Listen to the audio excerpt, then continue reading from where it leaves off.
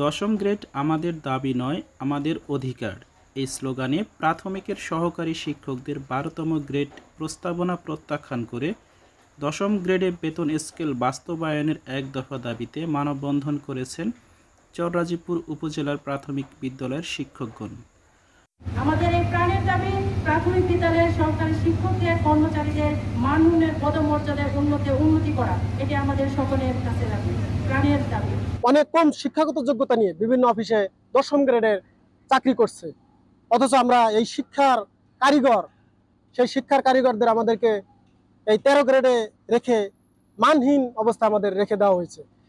২৮শে September শনিবার সকাল ১১টায় চররাজীপুর উপজেলা পরিষদের সামনে ঘণ্টাব্যাপী চররাজীপুর উপজেলা প্রাথমিক বিদ্যালয়ের সহকারী শিক্ষকদের আয়োজনে এই মানববন্ধন অনুষ্ঠিত হয়েছে। মানববন্ধনে শিক্ষকগণ দশম গ্রেডের দাবিতে বিভিন্নভাবে যৌক্তিক বক্তব্য তুলে ধরেন। মানববন্ধনে বক্তারা বলেন, দশম গ্রেড প্রাথমিক বিদ্যালয়ের সহকারী শিক্ষকদের যৌক্তিক দাবি।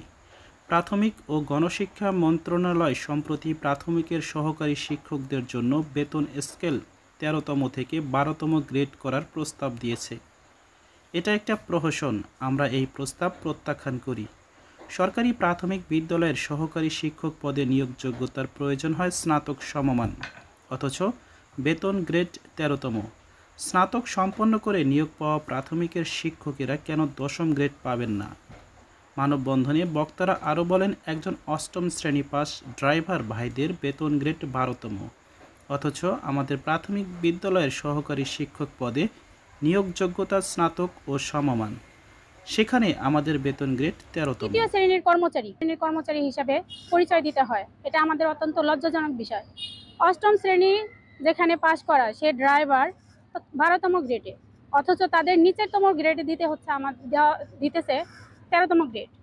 তো এইখানে দেখা যায় শিক্ষকদের জীবনযাত্রার মান উন্নয়ন না করতে পারলে আসলে প্রাথমিক শিক্ষায় মানসম্মত শিক্ষা নিশ্চিত করা সম্ভব না। স্নাতক সম্পন্ন করে নিয়োগ পাওয়া একজন শিক্ষক কেন দশম গ্রেড পাবেন না প্রশ্ন রেখে বক্তারা আরও বলেন, পরীক্ষণ বিদ্যালয়ের সহকারী শিক্ষকরা সমযোগ্যতার হওয়া সত্ত্বেও দশম গ্রেডে বেতন পাচ্ছেন, কিন্তু সেই একই যোগ্যতা নিয়েও আমরা বঞ্চিত। বর্তমানে ২০১৫ সালের বেতন কাঠামোতে দ্রব্যমূল্যের ঊর্ধ্বগতির সঙ্গে তাল মিলিয়ে শিক্ষকদের জীবনমানের স্বাভাবিক ধারা বজায় রাখতে বিভিন্ন প্রতিবন্ধকতার সম্মুখীন হতে হচ্ছে, যা বেতন স্কেল দশম গ্রেডে উন্নতি করার মাধ্যমে কিছুটা সমাধান সম্ভব। আমাদের দাবি একটাই, সহকারী শিক্ষকদের এন্ট্রি পদ্ধতিতে দশম গ্রেড প্রদান। আমরা জাতি গড়ার কারিগর, আমাদের আসলে যে জীবনমানের যে উন্নয়ন যেটা হওয়ার কথা ছিল সেটা ১৩তম গ্রেডে আমাদের রেখে আসলে আমাদের সেই জীবনমানের উন্নয়ন হচ্ছে না। তা আমরা হচ্ছে একদম জাতির যে ভিত্তি, শিক্ষার যে ভিত্তি, সেটা আমাদের হাতেই রচিত হয়। তো আমরা